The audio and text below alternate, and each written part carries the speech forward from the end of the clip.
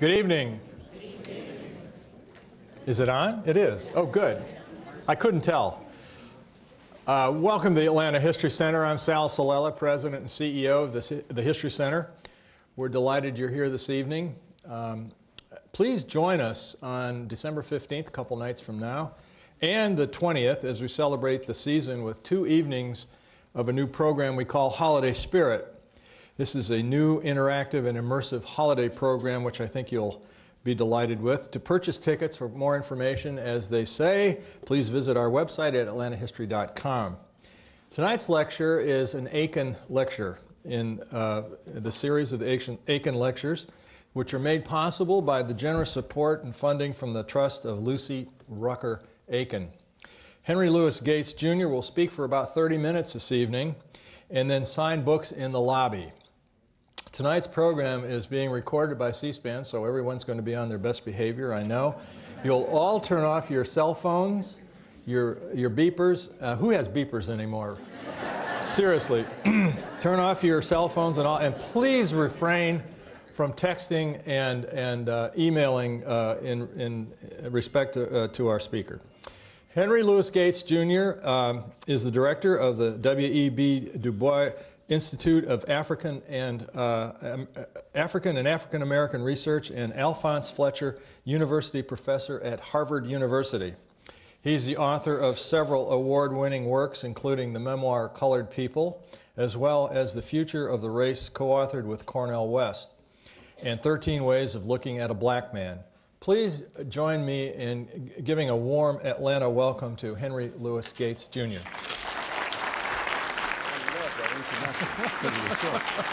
Thank you.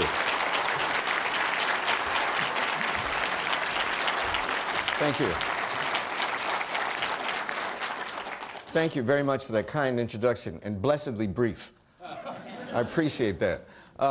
It's nice to be back in Atlanta. I love Atlanta. I always have a good time in Atlanta. It feels like my home away from home. So good evening, everyone. Hey, come on. I flew all the way down from Boston. Good evening. Good evening. That's what I'm talking about. Now, that's why I come here, other than biscuits. The fact that I can get biscuits in Atlanta for breakfast, and I can't do that in Boston, it is a strong appeal for me.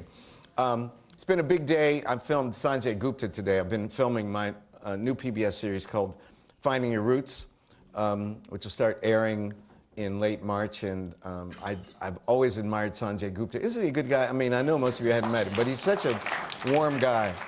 And we traced his family in India, back on his mother's side and his father's side, and we went a long way. I can't give you the details, but it was one of the most moving experiences that I've had doing all of my genealogy and genetic series. So I just sort of psyched about that.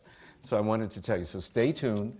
Late March, and you'll check out Sanjay's family history. But tonight I want to tell you about my new book called Life Upon These Shores.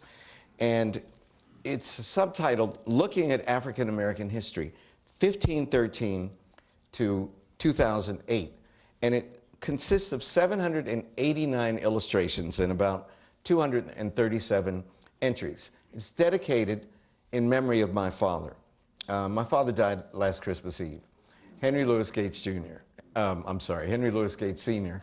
I'm the junior, and I'm still here. And Daddy he loved history. And he and I, but he also loved sports. And I have one older brother, and there's just the two of us. And he and my brother were sports junkies. And I wasn't. I loved books. And it took a long time for my father and me to bond. And we started to bond when I was a teenager, and we started to bond over current events. We would watch the news together. I tell my students that there was a time when the evening news was only 15 minutes long. Remember that? And, but we would watch news together when I was a teenager. And we would talk about it, analyze it. And so I realized it was a way into my father's consciousness and into his heart. I mean, I'm sure that he loved me deeply, you understand. But I didn't care about sports in the way that my brother did. But all of a sudden, I had something that I could share with my dad. And I remember watching, in 1959, I was 9 years old, I watched Mike Wallace interview Malcolm X for a special called The Hate That Hate Produced. And my dad and I watched that together. And then, of course, when I was 13, we watched the great March on Washington together in August 1963. And then, 1966, we stayed up late into the night to get the results back from Massachusetts to see if a black man, a Republican, Senator Ed Brooke, was going to be the first black man elected to the Senate since Reconstruction. And of course he was.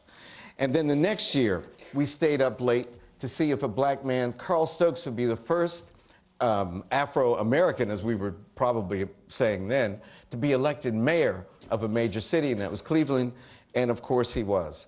And then my father loved Adam Clayton Powell. Remember Adam Clayton Powell? He loved Adam Clayton Powell. He loved Adam Clayton Powell when he was elected to Congress in 1944. He loved him when he took on the Dixiecrats. He loved him when he became a rogue unfortunately, in the 1960s and finally was expelled. But these were my formative shaping experiences with my father. And I decided that I was trying to get this book done before my father died. I mean, he wasn't sick when I undertook the book. But I wanted this book to be a tribute, kind of a secret history of current events that we had shared together, but also of amazing facts about the African-American experience, which my father wouldn't know and which most of us wouldn't know. And I wanted it to have the magic of a film as best it could. So I wanted it to be heavily illustrated. And having over 700 beautiful, mostly color illustrations, I thought would be a way of bringing these events to life. Do you remember a book called The Black Book? Now, it came out in 1974 when Toni Morrison, before Toni Morrison was the great writer, or known to be the great writer that she is, she was also a great editor at Random House. And she was the editor for this book called The Black Book, which consisted of documents and memorabilia, slave auction documents, even racist Sambo postcards, all sorts of things. And I was a graduate student at the University of Cambridge when that book came out, and I thought that that was a magic book. And then a few years ago, I did a documentary called Looking for Lincoln. And my co-producers, the Kuhnhardts, Peter and Philip Kuhnhardt, have a huge collection, which they inherited from generations of their family, of Lincoln memorabilia. And they did a book called Looking for Lincoln. And each page is a visual image, and the text is written to the visual image. So my book was inspired by The Black Book and by this book, Looking for Lincoln. So I started with the illustrations and then wrote the text to illuminate the illustrations instead of the other way around. And I want to tell you a little bit about for me, some of my most favorite entries in the book. And I start in 1513, not in 1619. I don't know about you, but most African-American history courses in my day started in 1619 when the first 20 Negars, as they were called, N-E-G-A-R-S, showed up on the James River in Jamestown. We now know, thanks to the work of a scholar called John Thornton, that they came from Angola. Do you know that we know, because of the work of a scholar here at Emory, David Eltis, we can now count the slaves because it was capitalism. And we now know that between 1501 and 1866, 12.5 million Africans were shipped from Africa to the New World. 12.5 million. 15% died in the Middle Passage. So 11 million get off the boats in the New World. Of that 11 million, how many do you think came to the United States? 388,000 came directly. You were looking in my book. Boy, you put the book down. This is like Cliff Notes. Remember Cliff Notes? 388,000 came directly from Africa to what's now the United States, and another 50,000, we estimate, touched down briefly in the Caribbean. 450,000. You're absolutely right. You get the gold star. But think about what that means.